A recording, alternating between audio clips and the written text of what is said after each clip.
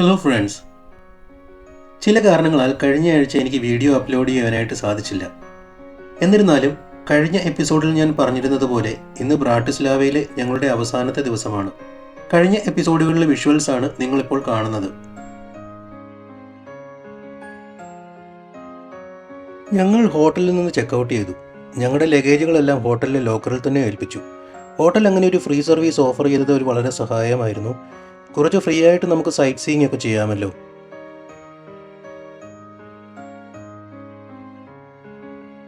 വൈകുന്നേരത്തെ വിയനയിലേക്കുള്ള ട്രെയിൻ പിടിക്കേണ്ടതിനാൽ ഇന്ന് ഞങ്ങൾ അത്ര തിരക്കുള്ളതാക്കാൻ ആഗ്രഹിക്കുന്നില്ല. അതിനാൽ തന്നെ ഇന്നത്തെ വ്ളോഗിൽ ബ്രാട്ടിസ്ലാവയിലായിരിക്കുമ്പോൾ ആരും നഷ്ടപ്പെടുത്തുവാൻ പാടില്ലാത്ത ചില വിനോദസഞ്ചാര കേന്ദ്രങ്ങളിലേക്കാണ് നമ്മൾ ഇന്ന് യാത്ര ചെയ്യുന്നത്. കഴിഞ്ഞ എപ്പിസോഡുകൾ കാണാത്തവർ നിങ്ങളുടെ സൗകര്യാർത്ഥം അത് കാണുക. അതിൻ്റെ ലിങ്ക് ഞാനിവിടെ കൊടുക്കുന്നുണ്ട്. അപ്പോൾ നമുക്ക് യാത്ര തുടരാം. ഒരിക്കൽ കൂടി പിക്സൽ ട്രെയിൽസിലേക്ക് എല്ലാവർക്കും ഹൃദ്യമായ സ്വാഗതം. കഴിഞ്ഞ എപ്പിസോഡുകളിൽ ഓൾഡ് ടൗണിൻ്റെ രാത്രി കാഴ്ചകളാണ് നമ്മൾ ആസ്വദിച്ചത്. പക്ഷെ പകൽ വെളിച്ചത്തിൽ ഓൾഡ് ടൗൺ തികച്ചും വ്യത്യസ്തമായ ഒരു അനുഭവമാണ് നൽകുന്നത്. ഇന്ന് നമ്മൾക്ക് പകൽ വെളിച്ചത്തിൽ ഓൾഡ് ടൗൺ ഒന്ന് നടന്നു കാണാം. ഞാനിപ്പോൾ പ്രൈമേറ്റ് സ്ക്വയറിലാണുള്ളത്. ആദ്യ എപ്പിസോഡിൽ ഞാൻ ഇതിൻ്റെ വിശദാംശങ്ങൾ നൽകിയിട്ടുണ്ട്. അതുകൊണ്ട് തന്നെ ഞാനത് ആവർത്തിച്ച് നിങ്ങളുടെ ക്ഷമയെ പരീക്ഷിക്കുന്നില്ല. തെരുവിൻ്റെ നടുവിലെ ഈ കിണർ നിങ്ങൾ ശ്രദ്ധിച്ചു. പണിഷ്മെൻറ്റ് വെൽ എന്നാണ് ഇത് അറിയപ്പെടുന്നത്. മധ്യകാലഘട്ടത്തിൽ ഉൽപ്പന്നങ്ങളുടെ ഗുണനിലവാരം, അതായത് ക്വാളിറ്റി, വളരെ ഇമ്പോർട്ടൻ്റ് ആയിരുന്നു. മോശം ക്വാളിറ്റിയുള്ള ഉൽപ്പന്നം കച്ചവടം ചെയ്യുന്നവർ അന്ന് ശിക്ഷിക്കപ്പെട്ടിരുന്നു. അവരെ ഒരു കൂട്ടിൽ പൂട്ടിയിട്ട് ഈ കിണറ്റിൽ മുക്കിയായിരുന്നു ശിക്ഷിച്ചിരുന്നത്. 1781 നിർമ്മിക്കപ്പെട്ട ഒരു വളരെ മനോഹരമായിട്ടുള്ള ഒരു ക്ലാസിക്കൽ ബിൽഡിംഗ് ആണ് ഇപ്പോൾ കാണുന്നത്. ഈ പ്രിമേഷ്യൽ പാലസിൻ്റെ അകത്തളങ്ങളും വളരെ മനോഹരമായിരിക്കുന്നു.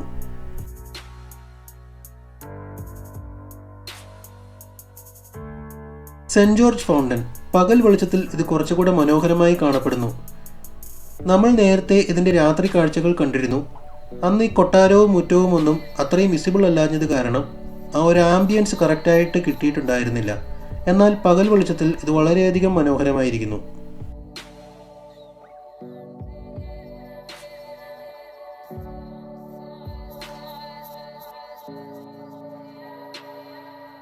നഗരങ്ങളിലുള്ള ഇത്തരം ചെറിയ ഇടനാഴികളിലൂടെ നടക്കുവാനായിട്ടൊരു പ്രത്യേക ഫീലല്ലേ? നിങ്ങൾക്ക് അങ്ങനെ എപ്പോഴെങ്കിലും തോന്നിയിട്ടുണ്ടോ?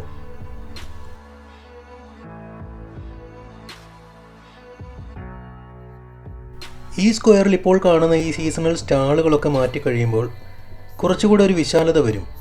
ഇൻ്റർനെറ്റിൽ ഞാൻ ഈ ഓൾഡ് ടൗൺ ഹാളിൻ്റെയും ഈ സ്ക്വയറിൻ്റെയും ഒക്കെ ഫോട്ടോസ് നോക്കിയപ്പോൾ വളരെ മനോഹരമായ ചില ഫോട്ടോസ് കണ്ടിരുന്നു.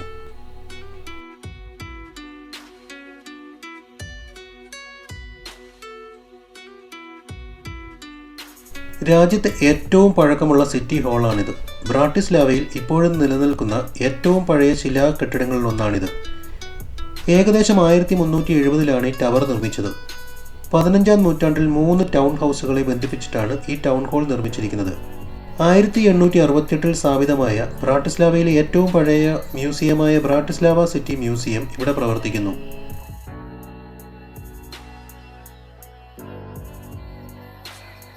ഷോണർ നാസിയുടെ ഈ പ്രതിമ നമ്മൾ നേരത്തെ കണ്ടിരുന്നു. ഒരു ചെരുപ്പുകുത്തിയുടെ മകനും പ്രശസ്ത വിദൂഷകനായ ഇഗ്നാസ് ലാമറിൻ്റെ ചെറുമകനുമായിരുന്നു അതേ പേരുകാരനായ ഷോണർ നാസി. ഈ പ്രതിമയിൽ കാണുന്ന പോലുള്ള വേഷം ധരിച്ച് അദ്ദേഹം ഓൾഡ് ടൗൺ ചുറ്റി നടന്നിരുന്നു. പ്രത്യേകിച്ച് മൈക്കിൾസ് ഗേറ്റ് മുതൽ ഡാന്യൂബ് നദി വരെ. നഗരത്തിലെ പല കഫേകളിൽ നിന്നും അദ്ദേഹത്തിന് സൗജന്യമായി ഭക്ഷണം ലഭിച്ചിരുന്നു. അതിന് പകരമായി കക്ഷി ഇടയ്ക്കൊക്കെ അവിടുത്തെ ശുചീകരണ ജോലികൾ ചെയ്തിരുന്നു. ഇപ്പോൾ ഈ പ്രതിമ സ്ഥാപിച്ചിരിക്കുന്ന കഫേയിലേക്കും അദ്ദേഹം സഞ്ചാരികളെ വിളിച്ചു കയറ്റിയിരുന്നു. ഇത് ചുമിൽ 1997 സ്ഥാപിതമായ ഈ വിചിത്രമായ പ്രതിമ ഒരു സാങ്കല്പിക സ്യൂവേജ് ഹോളിൽ നിന്ന് പുറത്തേക്ക് നോക്കുന്ന ഒരാളെയാണ് ചിത്രീകരിച്ചിരിക്കുന്നത്. ചുമിലിൻ്റെ തൊപ്പിയിലെ ബട്ടണിൽ തലോടുന്നത് ഭാഗ്യം കൊണ്ടുവരുമെന്ന് ചില ആളുകൾ പറയുന്നു. ചുമിൽ ആരാണെന്നുള്ളത് ഊഹാപോഹങ്ങൾ മാത്രമാണുള്ളത്. ഒന്നുകിൽ കമ്മ്യൂണിസ്റ്റ് കാലഘട്ടത്തിലെ ഒരു അലസനായ തൊഴിലാളിയാകാം, അതുമല്ലെങ്കിൽ ഒരു പൂവാലനാകാം, അല്ലെങ്കിൽ കമ്മ്യൂണിസ്റ്റ് കാലഘട്ടത്തിലെ തന്നെ ഒരു സോവിയറ്റ് ചാരനുമാകാം. എന്തുതന്നെയായാലും ഈ പ്രതിമയുടെ കൂടെ തനിച്ചൊരു ചിത്രം നിങ്ങൾക്ക് വേണമെന്നുണ്ടെങ്കിൽ അധികം വിനോദസഞ്ചാരികളില്ലാത്ത സമയം തിരഞ്ഞെടുക്കുക, അല്ലെങ്കിൽ ക്യൂ നിന്ന് മുഷിയും. ഇത് സ്ഥാപിച്ചിരിക്കുന്ന ഈ സ്ഥാനം കാരണം ചുമിൽ നിരവധി വാഹനാപകടങ്ങളിൽ ഏർപ്പെട്ടിട്ടുണ്ട്. അതിൻ്റെ ഫലമായി ഈ പ്രതിമയുടെ തലയ്ക്ക് സാരമായ കേടുപാടുകൾ സംഭവിച്ചു. ഇപ്പോൾ എന്തായാലും കക്ഷിക്ക് ഒരു ട്രാഫിക് ചിഹ്നത്തിന്റെ സംരക്ഷണമുണ്ട്. രാവിലെ തിരക്കൊഴിഞ്ഞ സമയത്ത് ഇങ്ങനെ നടക്കുമ്പോൾ തെരുവുകളുടെയും കെട്ടിടങ്ങളുടെയും ഒക്കെ ശരിക്കുമുള്ള ഭംഗി നന്നായി അനുഭവപ്പെടും. യാത്ര ചെയ്യുമ്പോൾ പതിവിന് വിപരീതമായി ഞാൻ നേരത്തെ തന്നെ എഴുന്നേൽക്കാറുണ്ട്. ഈ കാണുന്ന റെഡൂട്ട കെട്ടിടം നഗരത്തിലെ ഏറ്റവും പ്രസിദ്ധവും മനോഹരവുമായ ചരിത്രപരമായ കെട്ടിടങ്ങളിലൊന്നാണ്. സ്ലോവാക് ഫിൽ ഹാർമോണിക് ഓർക്കസ്ട്രയുടെ ഇരിപ്പിടമാണ് ഈ കെട്ടിടം. ഇന്നിവിടെ കച്ചേരികളും ബാല്യകളും മറ്റുമാണ് നടക്കുന്നത്. ഹംഗേറിയൻ വാസ്തുശില്പികളായ ഡേറ്റ്സോ യാക്കാബും മാർസൽ കൊമോറയും ചേർന്നാണ് ഈ കെട്ടിടം രൂപകൽപ്പന ചെയ്തിരിക്കുന്നത്. 18-ാം നൂറ്റാണ്ടിലെ ഒരു മുൻ കളപ്പുരയുടെ സ്ഥലത്താണ് ഇത് നിർമ്മിച്ചിരിക്കുന്നത്. 1911 നിർമ്മാണം ആരംഭിച്ചുവെങ്കിലും ഒന്നാം ലോക മഹായുദ്ധം കാരണം വർഷങ്ങൾക്ക് ശേഷമാണ് ഈ കെട്ടിടം പൂർണ്ണമായും പൂർത്തിയാക്കിയത്. ഈ റോഡിന്റെ മറുവശത്ത് ഡാന്യൂബ് പ്രോമനാഡ് ആണുള്ളത്. സമയക്കുറവ് കാരണം ഇപ്പോൾ അതുവഴി പോകുന്നില്ല.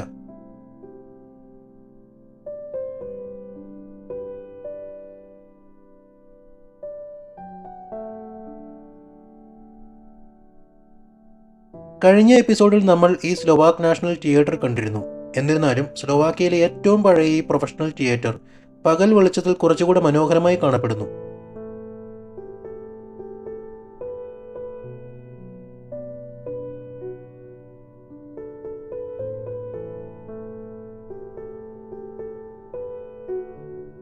ബ്രാട്ടിസ്ലാവയുടെ ശ്രദ്ധേയമായ ആകർഷണങ്ങളിൽ ഒന്നായിട്ടുള്ള സ്ലാവിൻ മെമ്മോറിയൽ ലക്ഷ്യമാക്കിയാണ് ഞങ്ങളിപ്പോൾ നടക്കുന്നത്. പോകുന്ന ഈ വഴിയിൽ ഇന്ത്യയുടെ പതാക ഒരു കെട്ടിടത്തിൽ കാണുവാനിടയായി. ബ്രാട്ടിസ്ലാവയിലെ ഇന്ത്യൻ അംബാസഡറിന്റെ വസതിയാണിത്.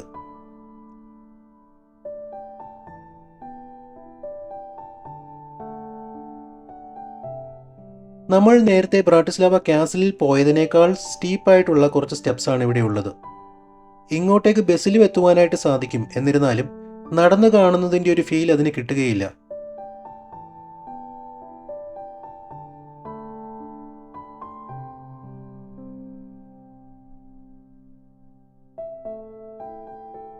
മുകളിലേക്ക് എത്തുന്തോറും താഴെയുള്ള കാഴ്ചകൾ അതിമനോഹരമാണ്. മിക്ക യൂറോപ്യൻ സിറ്റികളിലും പബ്ലിക് ട്രാൻസ്പോർട്ടുകളിൽ ഡേ ടിക്കറ്റുകൾ ലഭ്യമാണ്. അതെടുക്കുന്നതാണ് ശരിക്കും ലാഭം. സീനിയർ സിറ്റിസൺസിനും കുട്ടികൾക്കും ഇളവുകളോട് കൂടിയ ടിക്കറ്റ്സും ലഭ്യമാണ്.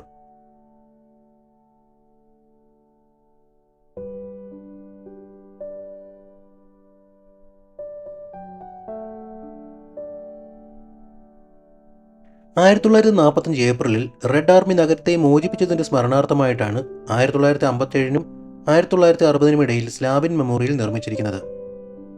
രണ്ടാം ലോക മഹായുദ്ധത്തിന്റെ അവസാന ഘട്ടങ്ങളിൽ നാസികളുമായിട്ടുള്ള യുദ്ധത്തിൽ കൊല്ലപ്പെട്ട ആയിരക്കണക്കിന് സോവിയറ്റ് സൈനികർക്ക് ഈ സ്മാരകം ആദരാഞ്ജലി അർപ്പിക്കുന്നു.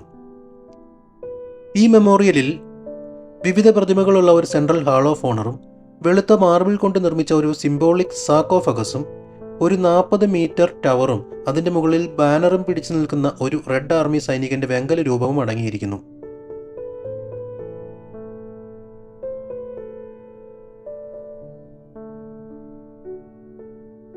1944-45 വർഷങ്ങളിൽ സ്ലോവാക്യയിലെ വിവിധ സ്ഥലങ്ങളുടെ വിമോചനത്തിന്റെ തീയതികൾ പുറംഭിത്തികളിൽ ആലേഖനം ചെയ്തിരിക്കുന്നു.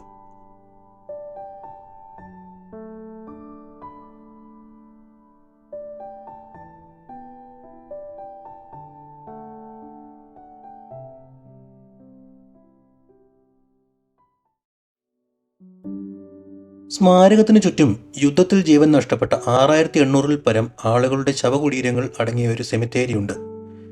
ഈ ശവകുടീരങ്ങൾക്ക് ചുറ്റുമുള്ള പാതകളിലൂടെ നടക്കുമ്പോൾ യുദ്ധത്തിന്റെ നിരർത്ഥകതയെക്കുറിച്ച് നമ്മൾ ചിന്തിച്ചു പോകും.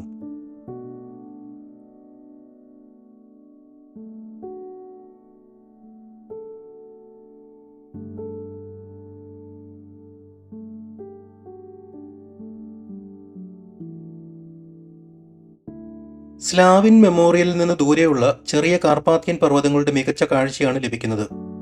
ഈ ഭീമാകാരമായ യുദ്ധസ്മാരകം നഗരത്തിന്റെ പല ഭാഗത്തു നിന്നും കാണാം. സ്ലാവിന് ചുറ്റുമുള്ള പ്രദേശം നടക്കാൻ പറ്റിയ ഒരു സ്ഥലമാണ്. ഈ സ്മാരകം സ്ലോവാക്യൻ ജനതയ്ക്ക് സമ്മിശ്ര ഓർമ്മകളാണ് നൽകുന്നത്. 1945-ൽ നാസികളെ പരാജയപ്പെടുത്തിയ റഷ്യക്കാരുടെയും മറ്റ് സോവിയറ്റ് ജനതയുടെയും ത്യാഗത്തിന് നന്ദിയുള്ള ഒരു ഓർമ്മയും.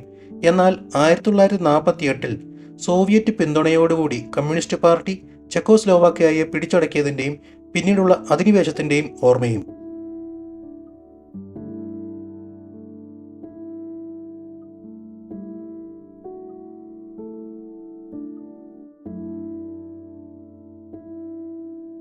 ഇവിടെ ഈ ശാന്തതയിലിരുന്ന് മനുഷ്യ സ്വാർത്ഥതയ്ക്ക് വേണ്ടിയുള്ള യുദ്ധത്തെപ്പറ്റി ചിന്തിച്ച് സമയം പോയതൊട്ടും അറിഞ്ഞില്ല.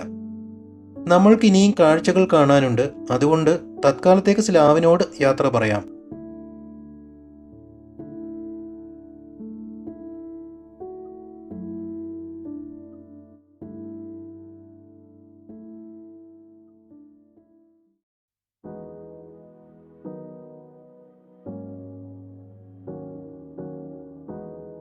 അടുത്തതായി നഗരത്തിന്റെ അതിശയകരമായ കാഴ്ചകളും 100 കിലോമീറ്റർ വരെ വിസിബിലിറ്റിയും നൽകുന്ന ഊഫോ ടവറിലേക്കാണ് നമ്മൾ പോകുന്നത്. 95 മീറ്റർ ഉയരത്തിൽ സവിശേഷമായ ഒരു നിരീക്ഷണ ഡെക്കുള്ള ഈ ടവർ SNP പാലത്തിന്റെ പൈലണിലാണ് നിർമ്മിച്ചിരിക്കുന്നത്. ബ്രാട്ടിസ്ലാവയിലെ ഏറ്റവും മനോഹരമായ സൂര്യാസ്തമയം ഇവിടെ നിന്ന് കാണാം. സോസർ ആകൃതിയിലുള്ള റെസ്റ്റോറന്റാണ് ഈ ടവറിനെ ആകർഷകമാക്കുന്നത്.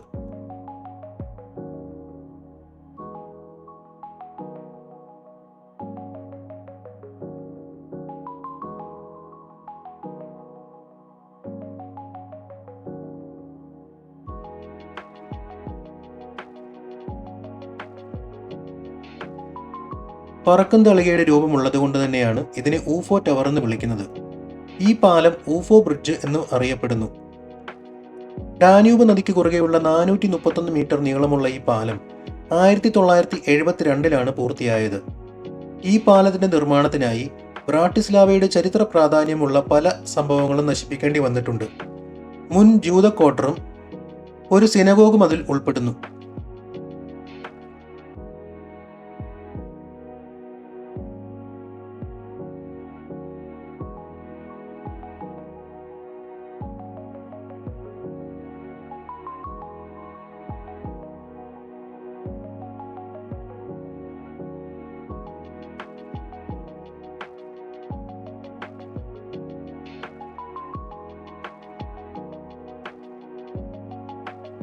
ഡാന്യൂബിന്റെയും നഗരത്തിന്റെയും ദൂരവ്യാപകമായ കാഴ്ചകൾ ആസ്വദിക്കുവാനായി ഈ നിരീക്ഷണ ഡെക്ക് ദിവസവും രാവിലെ 10 മണി മുതൽ രാത്രി 11 വരെ തുറന്നിരിക്കും.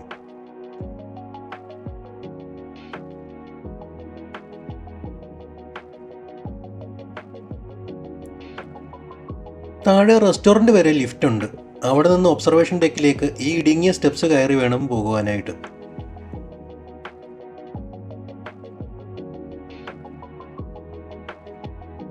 ഇതാണ് ഇവിടെ നിന്നുള്ള കാഴ്ച. ഇതിന് പ്രത്യേകമായി വിവരണമൊന്നും ആവശ്യമുണ്ടെന്ന് എനിക്ക് തോന്നുന്നില്ല.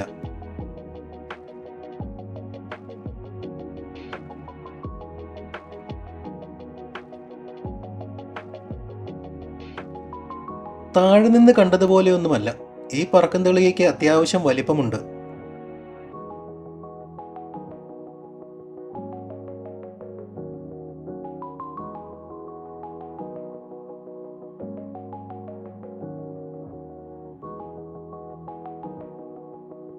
ഞങ്ങൾ മുകളിലേക്ക് കയറി വന്നപ്പോൾ താഴെ ഒരു വലിയ ക്യൂ കണ്ടു. റെസ്റ്റോറൻറ്റിലേക്കുള്ള സീറ്റ് കിട്ടുവാൻ വേണ്ടിയുള്ളതായിരിക്കണം. എന്തായാലും ഇവിടെ നിന്ന് ഇവിടുത്തെ കുറേ കാഴ്ചകളൊക്കെ ആസ്വദിച്ച് പയ്യെ താഴെ പോകാമെന്ന് ഞങ്ങൾ തീരുമാനിച്ചു.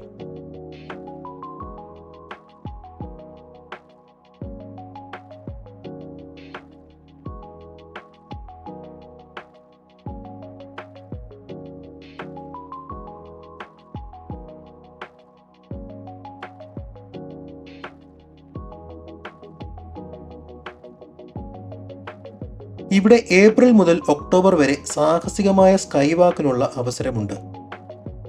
ഈ ഒബ്സർവേഷൻ ഡെക്കിന് ചുറ്റുമായി 360 ഡിഗ്രി നടത്തമാണ് സ്കൈ വാക്ക് കൊണ്ട് ഉദ്ദേശിക്കുന്നത്. സാഹസികത ഇഷ്ടപ്പെടുന്നവർക്ക് ഈ ഒരു ആക്ടിവിറ്റി നല്ലൊരു അനുഭവമാകുവാനുള്ള സാധ്യതയുണ്ട്. സ്റ്റീൽ റോപ്പുകളൊക്കെ ഉപയോഗിച്ച് പ്രൊഫഷണൽ ഇൻസ്ട്രക്ടറുടെ അകമ്പടിയോടെയാണിത് പ്രവർത്തിക്കുന്നത്.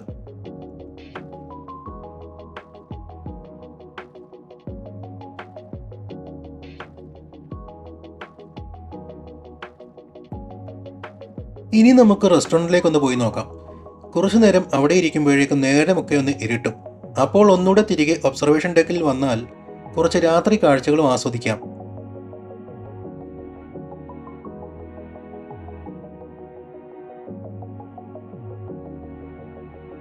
കുറച്ച് അധികം നേരം കാത്തു നിൽക്കേണ്ടി വന്നെങ്കിലും ഞങ്ങൾക്ക് ഒരു ടേബിൾ ലഭിച്ചു.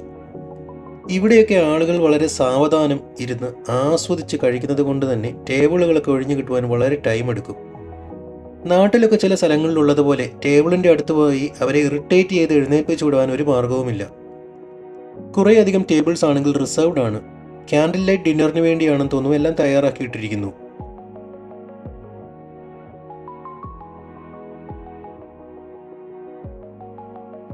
ഈ കാണുന്ന പ്ലാറ്റ്ഫോമിൽ കൂടിയാണ് സ്കൈ വാക്ക് നടത്തുന്നത്. എന്തൊക്കെ സേഫ്റ്റി മെഷേഴ്സ് ഉണ്ടെങ്കിലും എനിക്കിതിൽ കൂടെ നടക്കുവാനുള്ള ധൈര്യമൊന്നുമില്ല.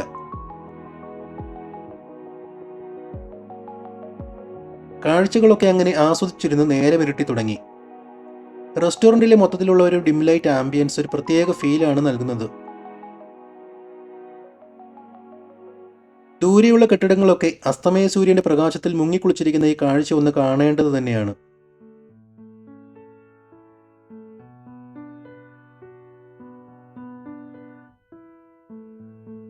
കുറേ അധികം നേരമെടുത്തു ഞങ്ങൾ ഓർഡർ ചെയ്തതൊക്കെ എത്തുവാനായിട്ട്. ഈ റെസ്റ്റോറൻറ്റിൽ ഇരുന്ന് ഒരു കോഫിയോ സ്നാക്കോ ആസ്വദിക്കുന്ന ഒരു വളരെ മികച്ച അനുഭവമാണ്. ബ്രാട്ടിസ്ലാവയിൽ ലഭിക്കുന്ന ഏറ്റവും മികച്ച ഭക്ഷണമൊന്നുമല്ല ഇവിടെ കിട്ടുന്നതെങ്കിലും ഇവിടെ നൽകുന്ന എക്സ്പീരിയൻസിനും ആംബിയൻസിനും പകരം വയ്ക്കുവാനായിട്ടൊന്നുമില്ല.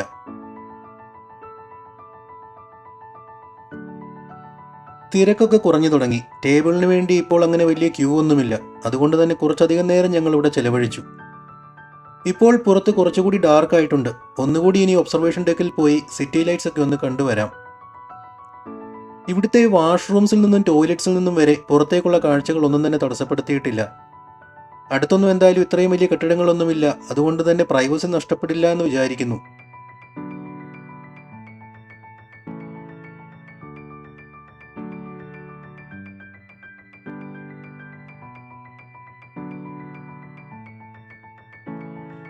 പകൽ സമയത്ത് നമ്മൾ കണ്ട കാഴ്ചകളൊക്കെ മനോഹരമായിരുന്നെങ്കിൽ ഇവിടെ നിന്നും സിറ്റിയുടെ രാത്രി കാഴ്ച അതിമനോഹരമാണ്. എനിക്കിങ്ങനെ ഉയരത്തിൽ നിന്നും നഗരങ്ങളുടെ രാത്രി കാഴ്ച കാണുവാനായിട്ട് ഭയങ്കര ഇൻട്രസ്റ്റ് ആണ്. ഫ്ലൈറ്റ് യാത്ര ചെയ്യുമ്പോൾ ഞാൻ കൂടുതലും രാത്രിയിൽ പുറപ്പെടുന്നത് അല്ലെങ്കിൽ പുലർച്ചെ എത്തിച്ചേരുന്ന വിധത്തിലുള്ള ഫ്ലൈറ്റുകളാണ് പ്രിഫർ ചെയ്യുന്നത്. മുൻപുള്ള ഫ്ലൈറ്റ് വ്ളോഗുകളിൽ ഭംഗിയുള്ള രാത്രി കാഴ്ചകളൊക്കെ നിങ്ങൾ കണ്ടിട്ടുണ്ടാകും. അത് കാണുവാൻ താല്പര്യമുള്ളവർക്ക് ഞാൻ ഡിസ്ക്രിപ്ഷനിൽ അതിന് ലിങ്ക് കൊടുത്തേക്കാം.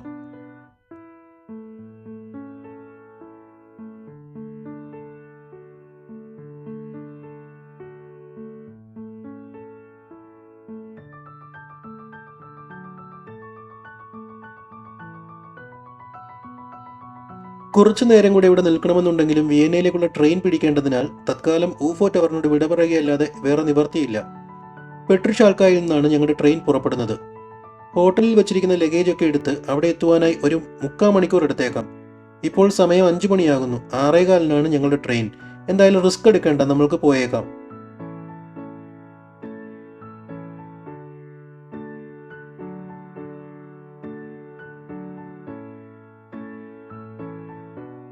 ഡാന്യൂബ് നദി മുറിച്ചു കടക്കുവാനായിട്ട് ഊഫോ ബ്രിഡ്ജിൽ ഒരു പെഡസ്ട്രിയൻസ് പാത്തുമുണ്ട്. ഞങ്ങളിപ്പോൾ വീണ്ടും ഓൾഡ് ടൗണിലേക്കാണ് നടക്കുന്നത്. അവിടെയാണ് നമ്മുടെ ഹോട്ടൽ.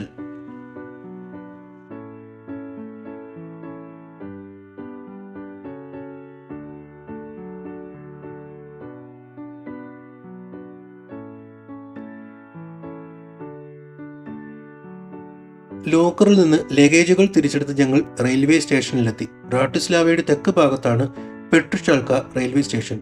വിയന്നയിലേക്കും തിരിച്ചുമുള്ള ഇന്റർനാഷണൽ ട്രെയിൻസ് ആണ് ഈ ടെർമിനൽസിൽ നിന്ന് ഓപ്പറേറ്റ് ചെയ്യപ്പെടുന്നത്. ഇതൊരു കൊമേഴ്ഷ്യൽ സ്റ്റേഷനൊന്നുമല്ല. പരിമിതമായ എന്നാൽ ആവശ്യം വേണ്ട സൗകര്യങ്ങൾ മാത്രമാണ് ഈ സ്റ്റേഷനിലുള്ളത്. ഇവിടെ നിന്നും വിയന്ന സെൻട്രൽ സ്റ്റേഷനിലേക്കുള്ള ഷട്ടിൽ ട്രെയിനുകൾ ഓരോ മണിക്കൂർ ഇടവിട്ട് പ്രവർത്തിക്കുന്നു.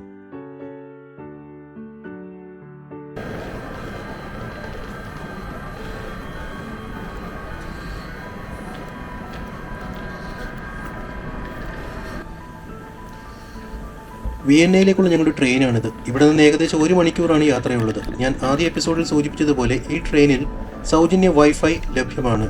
അതുപയോഗിച്ച് ട്രെയിനിലൊക്കെ ഇരുന്ന് ജോലി ചെയ്യുന്ന ഒരുപാട് ആളുകളെ നമുക്കിവിടെ കാണുവാൻ സാധിക്കും.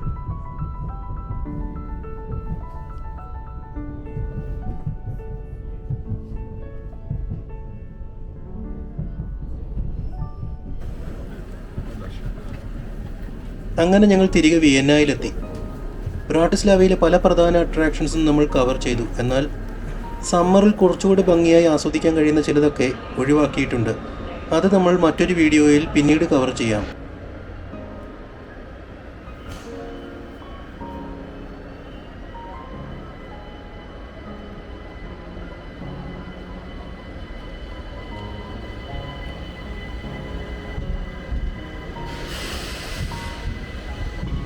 ബ്രാട്ടിസ്ലാവയുടെ വീഡിയോ എല്ലാവർക്കും ഇഷ്ടപ്പെട്ടു എന്ന് വിചാരിക്കുന്നു. നിങ്ങളുടെ അഭിപ്രായങ്ങളും നിർദ്ദേശങ്ങളും എല്ലാം കമൻറ്റ് സെക്ഷനിൽ അറിയിക്കുക. വീഡിയോ ഇഷ്ടപ്പെട്ടു എന്നുണ്ടെന്നുണ്ടെങ്കിൽ ഒന്ന് ലൈക്ക് ചെയ്യുക, ഷെയർ ചെയ്യുക, സബ്സ്ക്രൈബ് ചെയ്യുക.